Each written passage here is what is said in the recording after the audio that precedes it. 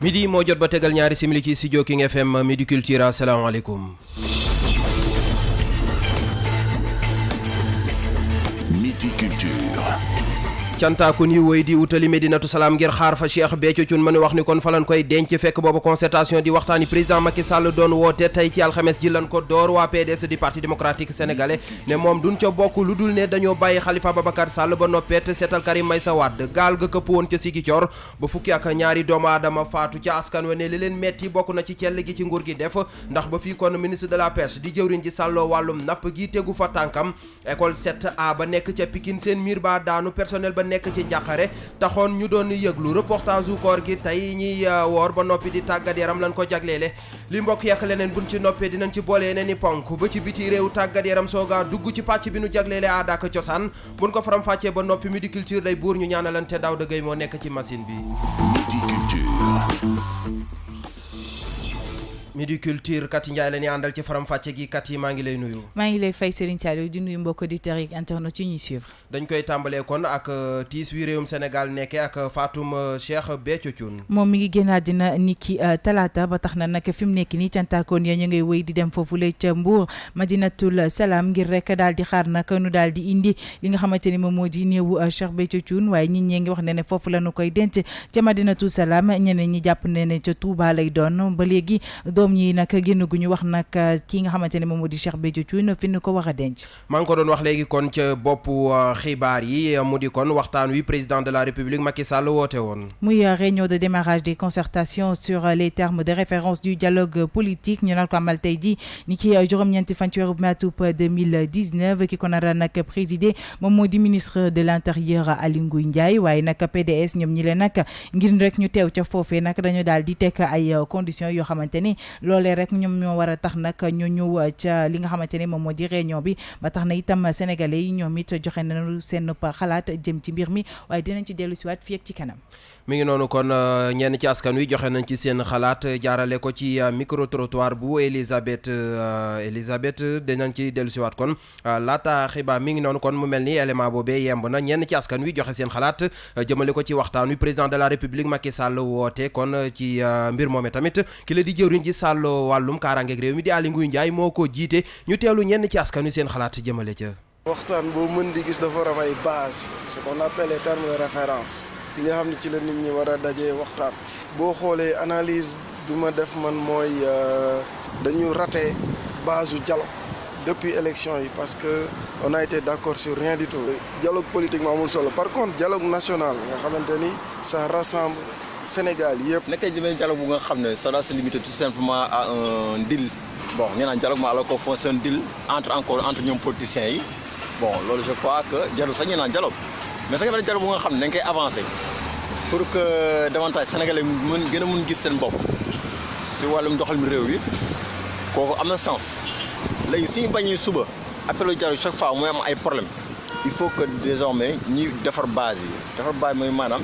que ku nekk fu mu ne mënti ne sentir ne que moom fu may dem dinaa fa dem en toute confiance mais soo amee doute rek bon c'est bien sûr da nga gis ay réaction nga xam ne doo ànd quoi. maintenant war nañu dem wuyu ñu xam ban point la ñu war a def pour dëkk bi mën a avancer loolu mooy dëkk quoi. xalaatum ñenn ci askan wi jëmale ko kon ci woote bi président de la République Macky Sall doon wax te tey jii lan ko door njiitu kon ki nga xam si moo di ministre de l'intérieur Aly Ngouille Ndiaye moo koy jiite dañuy wax ci leneen mu di kon tourisme ci réewum Sénégal ak tolluwaay bi kon kii jiite hôteliers locaux yi moom am na lu mu ca wax. moom njiital des hôteliers locaux fii ci Sénégal mi ngi daal di xamle ni tourisme nekk fii ci Sénégal doon lu taxaw bu nu sukkandikoo rek ci ay kàddoom Pape Béranger Ngom mi ngi daal di nakarlu cher gi nga xamante ni moom la ñëw fii ci Sénégal cher ba tax touristes yi nangatuñu fee ñëw muy woo ñii di nguur gi ngir ñu gën a mën a dugal seen loxo ci mbir yi Papa Madiakhaté Sarr mënu ko taataanal. secteur bi xam nga analyse bi ñu ciy def mënul nekk analyse bu positive parce que quand même état bu ñëwee beneen état bi fekkante fekk moom ak état bi ñëw chaque jour ñuy wax naan secteur bi mu ngi ci 1 million de touristes 1 million de xam nga sax nit war nañoo def en sorte que parce que li Sénégal am ci potentialité yëpp ñu fexe ba touristes yi ñëw fi en masse mais 1 million de touristes Sénégal mënu ko dépasser ba léegi ñu bëgg a taxaw ne ma secteur baa ngi dox dama naan secteur bi doxul. gàllankoor bi mooy Sénégal destination bi d'abord dafa cher la cherté de la destination destination nañu fexe ba destination bi ñu wàññi ko nit ñi mën a ñëw boo xoolee même sunu mbokku immigré yi sax bala ñoo ñëw dañuy cotiser wala ñu def foofu ay tontine pour mën a dajale xaalis ñëw billet d'avion yi cher na ba pare Sénégal ci boppam dëkk bi mooy dëkk bu cher il faut que état Sénégal impliqué wu ci jàppale ñi ñuy liggéey ci secteur bi def lu nekk pour wàññi billet d'avion bi wàññi aussi coût de la vie ci Sénégal location yi cher nañu lekk bi cher na billet d'avion yi cher na loolu laal Sénégal dafa cher ba pare gën a cher yeneen dëkk yi nga xam ne c'est des pays voisins nit ku ne am nga droit tëdd sa lal wala nga toog entre en association ngeen xalaat ne Dakar mën nañ ko def hôp hôtelier mais Dakar noo koy defee hôp hôtelier mon frère on ne peut pas léegi nag il faut l'implication totale de l'État pour aujourd'hui ñu baisser destination Sénégal ba pare agence nationale de la promotion touristique bi ñu dénk wàllu tourisme mu jouer son rôle moteur pour développer secteur bi mais agence boo xam ne amul benn perspective amuñu vision defuñu fi dara lu ñu fi def. mu nekkoon kon kàddu yi Pape Béranger Ngom nekk kon njiitul hôtelier locaux dañuy wax ci leneen bi la yoon sax si Ziguinchor la ñuy utali ak président conseil départemental bu Bignona mu mel ni moom dafa am lu ko metti. kii di njiitalu conseil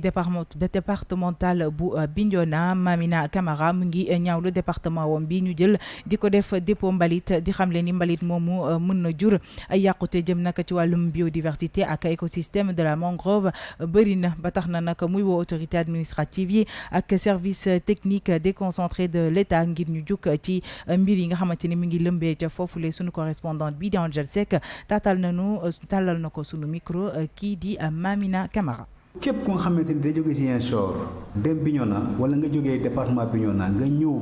bëgg a dugg Ziguinchor boo duggee si car rapide yi boo duggee si taxi yi boo duggee si ñëpp a ko ñaawlu mais ñëpp ñu ngi seetaan rek chaque jour ñuy di kii ñu ñëw taal mais non mënu continuer parce que fu mu placé foofu boo taxawee nga gis bateau bi boo taxawee Bignona 19 communes département mag la ku fa romb gis li ñun xamuñu ko fii Casamance ay tur mbalit ni si mbedd donc loolu duñ ko d'accord parce que commune bu fa nekk mooy commune Niamone mais loolu aussi il faut que ñu toog waa Ziguinchor wax leen dëgg Ziguinchor seen poubelle ngeen nañ ci ko Ziguinchor loolu Bignona wax waa Ziguinchor Bignona du poubelle loolu moom na autorité waa Ziguinchor xam mais aussi le responsable l'environnement les autorités waaye ñi fa nekk aussi nañu xam li dafa ñaaw rafetul si pour la santé mais mu ngi yàq suñu environnement yàq parce que foofu dafa am ay reboisement xaalisu milliards yu bëri pour mun a defaraat mangrove bi pour nit yi mun a jël jàpp les huîtres et les poissons nit yaa ngi pêché conséquence bu mu am si géej bi conséquence bu mu am si environnement santé bi mais c'est préparé day yàq tourisme. mu nekkoon kàddu yi Mamina Camara di président conseil départemental bu Bignona foofee ca Ziguinchor tamit la ñuy des ba tey rawatina ci gox bi ñuy wax Elu Balir di kon fi nga xamante si mooy fa gaal ga su xewoon jamono ji taxit kon ONG Vision Citoyenne moom di ko ñaawlu. jee ba xewoon ca département bu Oussouye tax na ba ONG bi di Vision Citoyenne di ñaawlu nguur gi nga xamante ne ñëw ñu jaale si askan wa féete ca foofee coordonnateur ONG bi di wuyoo ci turu Madia Diop Sané ñaawlu taxawaayu ñi nga xamante ñoom ñoo di nguur gi teg ci di woo kii di ministre de la pêche mu ñëw jàlle si mbokk juróom-ñetti doomi aadama yi ñàkk seen bakkan ci suuxub gaal googule Angel Seck moo nu fa teewal. ONG Vision Citoyenne nee na am na li ko jaaxal ci tekkaaral bi ñu nemmeeku ci kilifa yi ginnaaw bi fii musiba bi xewee ba léegi ci Elu Balir te mu amoon juróom-ñetti doomu aadama yi seeni bakkan rot Madia Diop Sané moo jiite Vision Citoyenne. lii dañ koy ñaawlu ba fu ñaawlu yem dañ xëy na dañuy ne ñun ci ñaawlu lañ dëkk mais dañuy ñaawlu parce que lu mel ni xewoon na fi bu boo fa amee waaye bu Bettenty amee. waaye bu Saint-Louis amee gis nañ ministre yi ñëpp sol seen dàll ñëpp wax nañ ci problème boobu noonu Elu Balir lu fi am nii mais am na feneen mais 8 morts fu mu am ba boole ci ay ndaw xanaa préfet sax Ziguinchor mu mën a déplacé wu xanaa gouverneur mi nga xamante ne moom mooy en charge de la région mu mën a déplacé wu mais ba léegi kenn déggu leen kenn gisu leen même le ministre de la pêche ki yor wàllum pêche bi wàllum napp bi mais war na fa mën a dem parce que ñi dee ci gaal la ñu dee mais dafa mel ni seen yoon yëgaluñu ko seen yaram. li njiitu Vision Citoyenne bi bëgg mooy ministre de la pêche gaawantu ñëw nemmeeku askan wa nga xam ne seeni mbokk loru nañu ci gaal gi këpp woon. lu ñuy ñaan mooy président de la république ak ministre bi ak gouverneur nu mu gën a gaawee ministre bi na ñëw gouverneur gunge ko ñu dem jaale population yi parce que population yi loolu la ñuy xaar parce que lii doy na waar lii kenn mënu ko wax juróom-ñetti ndaw juróom-ñetti nit yu dee ñu ngi leen di ñaan nañ dem jaale population yi parce que population yi soxla nañ leen gis ñu xam ni dëgg-dëgg état du Sénégal mu ngi leen di taxaw te waxuñu leen jaale dem di présenter ay condoléances rek waaye lu ñuy def fépp nañ ko def foofu. lii amee elu Balir ay bis yi ñu weesu métti na loolu am na ci ay blessé yi nga xam ne soxla nañu ab xeetu paj bu jëm ci dalal xel Ziguinchor Angel Seck King FM. di ko jaajëfal bu baax a baax Angel Seck di sunu ndaw la ñu teewal kon foofee ca Ziguinchor école Pikine 7A ci Ndakaaru la nekk foofee moom mu mel ni seen mur ba dafa daanu. miiru l'école bu Pikine 7A bi mab jur na nag jaaxle ju mag ca ña nga xamante ne ñoom ñoo nekk ca l'école ba kii di directeur bi ak jàngalekat yi nag daal dinañu wone seen mer jëm nag ci ñàkkum kaaraange ga am ca école boobu la invité ca Pikine Fatou Sow moom moo def reportage. école Pikine 7A nekk ca peggu mairie bu Pikine Nord jamono yi ñu nekk ci njàkkare lu ko waxal mur bay aar l'école ba moo màbbu ba jural leen ñàkkub kaaraange Moussa Badiane di directeuru l'école ba di ko leeral. Depuis 2016 le mur bi màbbu plus précisément le 8 septembre la màbbu bi mu màbbee nous sommes en train de faire des démarches mais par rapport à l'ensemble de ces démarches promesse rek lañ ci am te mur bi daanaka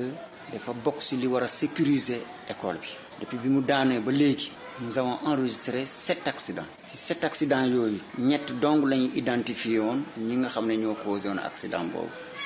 ñu ci des ñëpp comme ce sont nos élèves c'est l'école qui a pris en charge ces enfants-là avec leurs parents dañu leen jël yóbbu leen Dominique bi ñu àggee Dominique ñun ñoo fay rajo ñun ñoo fay premières ordonnances jéem a def quête de liggante li ñu war a appuyer parent bi pour le traitement de son enfant problème yi bëri na foofu. Bouna Sy di ab jàngalekat ca l'école ba ñu fekk ko ca biir classe am muy wàcce ay ndongoom di ko dëggal. jafe-jafe yi moom bëri na. li sëpp mooy fu neex nit jaar doo mën a contrôler visite parents yi doo mën à chaque instant benn parent présenté wu sa kanam tey di su amuloon porte bi oto yi ak biiru oto yi ak raxaskatu oto yi ak conducteur taxi yi ñëw dugg ci école bi di saw. mabub mur ba jural leen jafe-jafe yu tax. ñi raxas oto yi parfois da nga fay fekk plus de 10 oto pour nga jàll sa c'est tout à fait un problème ndox bi dañ koy tuur ba nga yaakaar ne peut-être leneen keroog mur bi mu daane le lendemain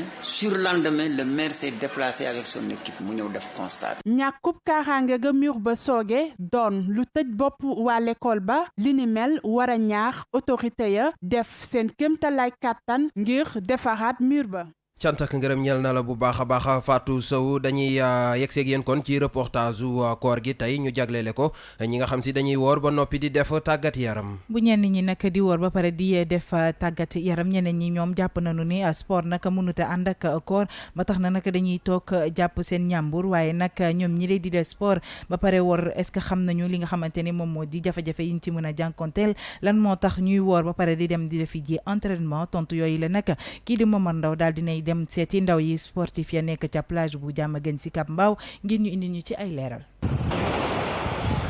ñu fekk ci tefesu géej gi muy tàggat yaramam ci weeru koor gi xale bu góor bi atam toll ci fanweer di ñu wax lu tax mu taamu heure bii di ci tàggat yaramam malgré ñu ngi ci weeru koor. chaque jour bu ñu ko deful tamit dañuy mel ni ñu am problème quoi bu fekkee teel nañ xëy tamit bu ñu dogee après dañuy ñëw jéem cee jàppandi quoi. weeru koor du nu la neex ngay defee sport dafa am ay heure yu ñu ci taamu ki ñu ko xamal di docteur Djibril Touré. jeunes yi nga xamante ne ñoom dañuy def sport ci weeru koor gi bien vrai que ne weeru koor suukar si dina wàcc waaye tamit sport ku nga xam ne day wàccee suukar surtout que sport bu intense bu dee sport bu intense moom boo koy def da nga war a bàyyi ba dog ba pare ba recharger sa taux de sucre ba pare récupérer mën nga dem salle wala nga def sport mais pas trop intense. boo ko deful nag ay risque mën na la ci fekk. risque d'hypoglycémie parce que suukar si mën na dem ba suukar si day wàcc te suukar si wàcc moom bu nga ko teelu jël en charge mën na joxe yenn complication ku ne xam ne suukar si wàcc day indi coma te coma hypoglycémique mën na entraîner des lésions cérébrales irréversibles demee ba libéré bu jeex foie bi day mujj libérer glucose boobu noonu mu dencoon organisme di ko utiliser te loolu c'est pas aussi recommandé. naka noonu tamit lekk bi ak naan bi dafa war a jaar yoon taamu nañ ci ngay naan ndox mu mu bari. surtout parce que perte yi ngay def au cours de la journée da nga ko war a compenser après mën nga jël aussi lekk yu consistant comme le plat familial il faut manger beaucoup de légumes et des fruits aussi. naam sport ak weeru koor ànd na waaye si kaw nga topp tegtalu waaye kër docteur bu ko defee doo si am benn tolof-tolof. ko jaajëfal bu baax a baax Momar Ndaw ngeen di wéy di déglu Midi Culture ci rajo King FM midi moo jot ba tegal fukki simili ak juróom-benn.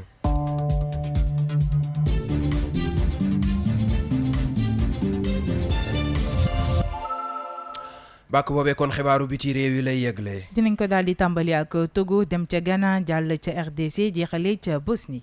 ñu dooree ko ak réew bu Togo ba nga xam ne ñi di Togo la yi gannaaw lu toll ci fukki weer ak juróom-ñett yu ñu amaloon ay manifester yu tar loolu sax ngir sàkku ñu indi ay coppite jëm ci wàllu constitution bi démb nag ci àllarba ji juróom-ñetti fan ci weeru mai ñi nga xam ne ñoom ñooy député yi nag daal dinañ amal ab plénière boo xamante ni gudd na lool te yàgg ci guddi gi sax la ñu daal di pare waaye mujj nañu voté ngir ñu amal yooyu les réformes ci wàllu constitution bi mën nañ jàpp ni kon jamono ji réforme constitutionnelle yi ñu doon sàkku daal dinañ koy adopté li nga xam ne moom mooy mandat wu palum njiitu réew képp koo xam ne nama nga faa nekk njiitum réew am nga sañ-sañu doon ko waaye ci ñaari yoon rek nga am droit pour daal di présenté wu ñi nga xam ne ñoom ñooy député ya nag at yi ñu leen daan fal jóge na ci juróom jëm ci juróom benni at mën nañ ko yeesal nag ci ñaari yoon maanaam renouveler ko ci noonu nag ñu mën a jàpp ni képp koo xam ne député nga foofu ca réew bu Togo boo ko doonee ba yeesal ko ñaari yoon mën ngaa am fukki at ak juróom-ñett ca assemblée nationale ba bu dee doon nga député ba pare yeesal ko ci ñaari yoon ci vote boobu sax nag nemmeeku nañu ne ci juróom-ñeent fukk ak benn député yi nga xam ne ñoom ñooy inscrit yi juróom-ñeent fukk yooyu yëpp daal dinañuy voté boobu les réformes ci réewum Ghana wax ci wàllu caada réewum Ghana kon daal dinay bokk ci cour des grands noonu lañ ko xamle ndax daal dinañuy bokk ca biennale bu Venise bii la yoon nag di yoon bu njëkk réewum Ghana daal di def loolu li ko may nag di xarañte ak njàmbaarte gi mu wane jëm ci wàllu art contemporain dëkk ba sax fi mu ne nii am na ab pavillon national buñ fa tabax jëm ci wàllu biennale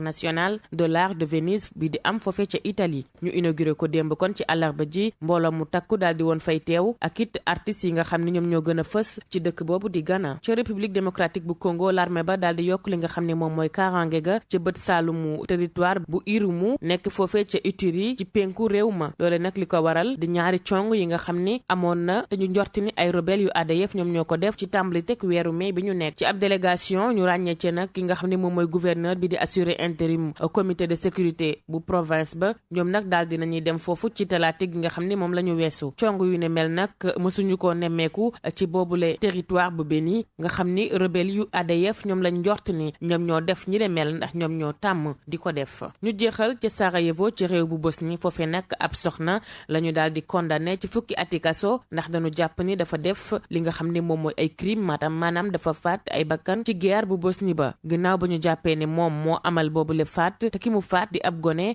condamnation boobu nag ñu ngi ko xamle ca tribunal bosniaque bi nga xam ni taxaw na tembe ngir daal di juger képp koo xamante ne taxoon nga wala nga laale ci yooyu le crime yi amoon ci guerre bu Bosnie. cant ak ngërëm ñeel na bu baax a baax Kumba Ba doon faram fàcceel xibaaru bi ci réew yi tàggat yaram a ci topp gannaaw bàkk bi lay doon. Tout de suite le sport. Now sports. xibaaru tàggat yaram yi koñ dañ koy tàmbalee ak football fii nii ci réewum Sénégal rawatina kon ci Douane ak équipe bi mu doon ak kon taxawaay bu am solo bi nga xam si mi ngi koy def ak titre champion bi nga xam si moom moo ko yore jamono ji ngir nag mu wëyal lu ni mel faaw mu daal di jonganteek saltige ba noppi tamit am ndam ci kawam loolee kii ni gisee moo di kon seen coach ba leen di tàggat di Mamadou Gueye pa bi ñu teewlu ko gannaaw jokkoom ak Mamadou Fall. suñu objectif moom mooy conserver waat suñu titre de champion te pour conserver ko il faut dès tey jii tey ñu concentré wu si match bi dugg si engagement bu mat sëkk rigueur bu mat sëkk jéem a fàtte match bi ñu weesu gagné ko pour mën a consolider suñu première place bi nga xam ne sur l'ensemble de la compétition du championnat ñun ñoo si jël premier xanaa joué ko gagné ko xam ne beneen championnat la parce que c'est les 8 meilleures équipes qui vont se rencontrer yeneen 4 équipes yi nga xam ne rencontré ñu woon si championnat préliminaire bi ñoom la ñu rencontré tey jii nii kon mën naa wax ne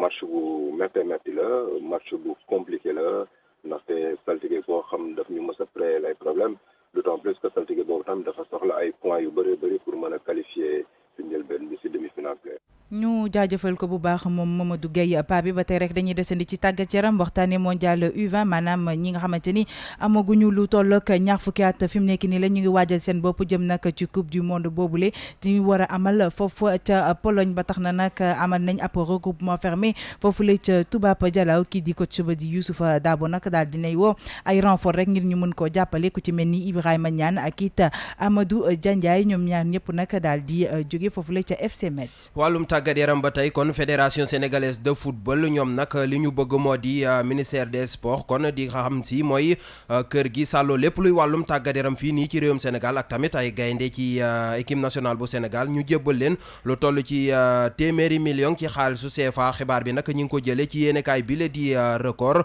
ci tamit ba ñu gënee xuus ci mbir mu ni mel li ñu xamle moo di bor la bu ñu yoreel ay l'hôtel. buñ ca jógee rek dañuy jeexal tàggat yaram bi ak basket play-off ñaari affiche nag la ñu gis ca programme stadium Marius Ndiaye Douane nag dina daal di dajeek Saltigué tey ci 16h Asfa war a daal di dajeek nag Duc niki 17h uso rek ci fàttali daal di nay gagné Louga basket ba tax na fi mu nekk nii moom moo nekk ca bopp classement. li aslëf la woon ci xibaaru tàggat yaram léegi ñu ubbil leen pàcc bi nu jagleele aada ak cosaan. xibaaru caada yu wér te wóor. dañ koy tàmbalee kon ak gaal ñi nga xam ne si am na ñu cay yëngu ca diwaanu Soumbédioune. yattkat yi féete foofu ca Soumbédioune di liggéey ci wàllum defar gaal ñoo ngi xamle jafe-jafe yi ñuy jànkonteel ak cherté bant yi boole kook ñuy xalaat ni seen gaal yi ñuy yett mën nañu ko coppi daal di koy jaay wala xar sax nag changé ko jox ñeneen li nga xamante ne ñoom ñoo di gaal yi yu jógewul fii donte liggéey bi yombul ndax dañuy yett boole ko di décorer taxul benn yoon ñu dellu ginnaaw ndaxte tey sax la nuy daal di gën a defar lu gën a rafet jëm nag ci wàllum gaal gi nanu teewlu reportage bi nga xamante ne Ndeye Mati Dieng def na ko ci ñoom. li koy consisté mooy pont bi mooy base moom la ñuy wax fondement pirogue loolu noonu mooy am ba pare coon yi doog a ñëw ak wante samba yi doog a ñëw. yi mu lim mooy yi gën a am solo ci gaal su doon nit mu ne mooy bopp bi Soumbédioune la ñu nekk seen bërëbu liggéeyukaay ay gaal yu bëre wër leen teewul ñuy yat yeneen yu bees ngañ sémmiñ la yor di dóor ci bant xamal nañu ne yata gaal moom mos a nekk sama liggéey lu ma jàngal la nag moo la ñoo ñu commandé ñu liggéey gaal ñooñu jox mesure gaal gu si gën a mat am na ay 23 mètres daal amul prix moom ñoom ñooy jënd seen bant jënd seen lépp ñuy commandé ñu liggéey du question cherche ñun mais métier la boo xamante ne ñoo xamante ne dañuy bëgg jëndal seen bopp am na ñoo xamante ne tamit ñun ñoo leen di jëndal dañu fay ñu liggéey ñu liggéey waaw liggéey bi moom moo tax ne daal toog ndax bant bi mooy xaw a jafe bant bi mooy xaw a taareel liggéey bi ci jafe-jafe yooyu mu daanelee fa la mbay sëy yëkkatee des fois bois bi mooy jafe nag importé lay ñëwee ngay jëlee ay Côte d'Ivoire Cameroun te lijjanti bi noonu pour yegg si fii mooy doon problème ba nga xamante ni des fois day jafe non état bi moom gisuñu suñu bopp ndax état bi sa boppam sax mooy tax bant yooyu di jafe nga xamante ni moom la bëgg ak ñun lu ñu bëgg bokk am na ay fibre de verre yoo xamante ni moom la bëgg indi pour remplacer ko ak bant la bois yi ñu war a defar te loolu bu amee da nekk loo xamante ni day jafel liggéey bi ba nga xamante ni ñi ko waroon mën a def ñëpp dañuy xooli leneen lu ñuy defaat te loolu da ngay recommencer à zéro. Chérif Ndiaye dafa rast diggu bopp bi wat boor yi teg potu peinture bu ndaw ci suuf yore bant ak crayon di tracé xale bu góor bi mooy kiy taaral gaal gi su ma xoolee gaal gi rek naa xam ban motif laa si war a def mais turu ñoom ñoo ma koy wax na ñoo xam ne ñi seen sëriñ lañ siy bind ñi seen turu papa ñi seen turu yaay ñi seen soxna non couleur maa koy génnee saa nga am bant yoo xamante ne pour ñu jàpp peinture bi day xaw a metti de parce que dafa am bois yoo xam ne du pour géej wala bois yoo xam ne bu laalee peinture da koy dindi wax lu si ëpp nii gaal ay 3 mois la ñuy am 4 mois ñu ajaat leen defaraat leen peinture bi day commencé furi gaal di jumtukaay bu mool mënul ñàkk ñi koy liggéey di ay artisan di def seen kéem kàttan ngir mu mucc ayib ndax ci géej lay daw te géej amul banqaas cant ak ngërëm ñeel ko bu baax Ndeye Mati Dieng doon defalu reportage kon foofee ca Soumbédioune dañuy wéyal kon xibaar yi aada ak cosaan yi wax tamit ci artiste comédien bi la di Pape Faye ak beneen delloo njukkal buñ ko defal delloo nañu ko njukkal daal di koy tab taureau d'honneur moom nag artiste comédien boobule jaarale ko ci centre de recherche du patrimoine intellectuel de l'université bu Saint-Louis ñoom ñi leen nag ñoom ñoo ko daal di jox li ni mel ndax jàpp na ni def na lu am importance fii ci histoire Sénégal ba tax na nag Pape Faye mu ngi ci micro wu di Saprera. Le taureau d'honneur alors mooy lan c'est que ñoom dañu xool nii ci seen jàngat ñu ne comme Sénégal man acteur culturel la bu ñu xaw a ràññee nii di liggéey ci théâtre ñu ne li mu fi def jar na nit ñi wasaare ko xam ko ñu war ma jox nag ndomba tànk boobu lépp jaar-jaaram ak yooyu ak yeneen yoo xamante ni tey su ma ko doon lim kenn du lu mun a wax ñaata la toll sans compter nag rajo yi nga xamante ne am nga ko ci Sénégal ak bitim réew kon nekkoon kàddu yi Pape Faye di artiste comédien dañuy woyal kon ba tey ci aada ak cosaan ci Midi Culture ak Pape Demba Ndiaye moom tamit mi ngi andi ay leeral jëmale ko ci théâtre léegi ak téléfilm yi. théâtre léegi ak téléfilm yi nag daf ñuy indi leeral jëm ci li nga xamante ne moom moo di différence bi dox ci ñaar ñi moom artiste comédien bi la nag xam le ne formation yi dañu ko war a daal di dugal bu baax a baax ci wàllum activité yu ni mel moom mi la kii di Rahma Diouf nag moo ko tàllal sunu micro. man ku ne théâtre ma gestu ku ne théâtre wax nga sama tur ku ne théâtre wax nga lu ma bëgg kon lu ma bëgg lu may dund nee nga ma ci théâtre léegi théâtre démb ak théâtre léegi moo am waaye dafa am loo xam ne nag téléfilm la téléfilm ak théâtre benn théâtre sur scène la moo am ay décor am léew lu bari daal lu ci nekk am ay faute technique am lépp kii def théâtre ëpp na chance fuuf kii def téléfilm yi adduna nag bu ñu tolloo pour ñu yar ñu bugg a yaraate du sotti ndax adduna ñun ñëpp dañu toll moment bi pour ñu yar ñoom ñoo war a ñooy yaraate moo tax des fois ngay gis ay lakin mineur bu am doom kan moo ko yar maamam moo ko yar moo dal Sénégal. mi ngi noonu kon dañuy daal di jàll ci Midi Culture ubbil leen pàcc bi nu jaglee la gan gi. Midi Culture ganu xibaar yi. ganu xibaar yi tey mu mel ni Pathé Dia la ñuy dalal. Pathé Dia la tudd nekk ab designer moom nag itam moom moo daal di moom lii di atelier 221 moom nag la ñuy daal di dalal Penda Badji nag moo amaloon nag moom waxtaan. Pathé Dia maa ngi lay nuyu di la dalal ci Midi Culture ñuy fàttali ni ab designer nga fii ci Sénégal est-ce que mën nga dellu si jafe-jafe ak it lan mooy métier designer. ci jiitu mooy ni que dañoo def taxaw seetlu gis ni que fii nii Sénégal dañ fiy defar ay yére. maroquinerie maanaam ay sac ay dàll ba ci musóor yoo xam ne soxla nañ ko mais boo gisee doole bi ñu war a am suñu secteur doole bi mu war a am pour gën a mën a taxaw amu ko léegi nag ñu décider booloo pour gën a dooleel ñun li ñuy liggéey xool naanam naka la gën a mën a xéwale ci ku ci ne ak suñu mbirum koom ak ñi ciy liggéey ñëpp su ma nee ñi ciy liggéey nag nekkul rek ñi nga xam ne ñoo moom marque yi parce que boo xoolee léegi Sénégal année yi ci ginnaaw bëriwul woon ñoo xam ne dañoo lancé seen marque mais léegi loolu taxaw na moom moo tax ñu booloo pour gën koo dooleel ci ay xalaat ak ay moyens. dellu si tuuti ci métier designer ak it lan mooy designer. designer moom mooy koo xam ni day lu ñuy wax li tubaab di wax créateur de mode maanaam par exemple lu xew yëre ci dàll ba ci meuble wala ci lu mu ci mën ci doon mais loolu dafa am benn processus boo xam ni noonu lay tàmbalee noonu lañ koy liggéeyee ñii dañuy dessiner ñii inspiré wu ñii defar ñii proposé ñii jaay chaîne la. voilà léegi ani ngeen jafe-jafe ngeen di jànkonteel itamit ci boobule métier ak it lan ngeen gis ni moo war a doon saafara bi ngir ñu gën a ñoŋal boobule métier. yi am mooy ni que dañoo xam ni que Sénégal nii boo xoolee ñu bëri liñ ciy liggéey mucc na ayib mais maanaam doole bi mu war a am ak njëriñ bi mu war a indi ñun suñu koy liggéey wala ak suñuy njaboot yi ak askan wi wala ak koomu réew mi dameewul noonu léegi ñu ne nag lu tax parce que boo xoolee ba ci yow moomu nekk foofu ci studio macha allah ak keneen ak keneen ak keneen ak keneen da ngay sol yére da ngay sol daal da nga yore sac da nga yore accessoire te li ci ëpp ci àll bi lay jóge di ñëw fii te mën nañ ko defar moo tax bii weesu dañoo def benn exposition boo xam ni genre luma bu am fële hôtel Teeru bi mais ñi fa ñëwoon ñëpp dañoo yéemu dañ ni mais ñun xamuñoon ni Sénégal amee na nii léegi xam nañ ko soxla nañ ko léegi nag mbooloo mu takkoo noonu ak marché bu day ni njabootu Sénégal pour ñu liggéey leen foo ñu am ay moyens nekkatul benn atelier wala ñaari machine wala ñetti machine dafa war a am ay unité de production mooy maanaam ay matériels yu takku yoo xam ne lu ñu soxla ci quantité dañ koy mën a liggéey nit ñi soxla ko njëkk li gën a yomb mu gën a yaatu. d'accord alors Pathé Dia ñuy fàttali ni yow designer nga et que tamit yaa nekkoon ganub Midi Culture rédaction bu King FM ñu ngi lay jaajëfal. di ko jaajëfal bu baax a baax kon Penda Badji doon daanal kon gànnu ko Midi Culture ñu jàll ci woy wi ni tëjee Midi Culture. ci weeru koor gi pàcc bi ñu jagleel nag wàllu musique woyi diine yi nag lan lañ ci fas yéene jagleel fii léegi weeru koor gi di jeex ba tax na tey nag dañ leen di bàyyi ak Allah booy de bu bàyyi. laa ilaaha illallah yéen xami leen yàlla bala ngeen ay dee laa ilaaha illallah yàlla laa ilaaha illallah fanweeri simili moo bootu ci midi foofee la ni yem ak yéen kon ci midi culture cant ak ngërëm ñeel la bu baax a baax Kati Ndiaye. maa ngi lay jaajëfal Serigne Saliou Seck di jaajëfal mbokk auditeurs yeeg internautes yi ñu doon suivre ma di leen jox dig daje suba incha allah ci midi culture. di jaajëfal bu baax a baax tamit Daouda Gueye mi nekkoon ci xarale gi Serigne Saliou Seck nekkoon ci kaddu gi production Kader Lo digital Yacine Pouy réalisation Dissa Prera lu mooy looloot maa ngi jaajëfal képp ku jàpp ci midi culture ba mu yemb mbokk yi yàlla na jàmm yàgg.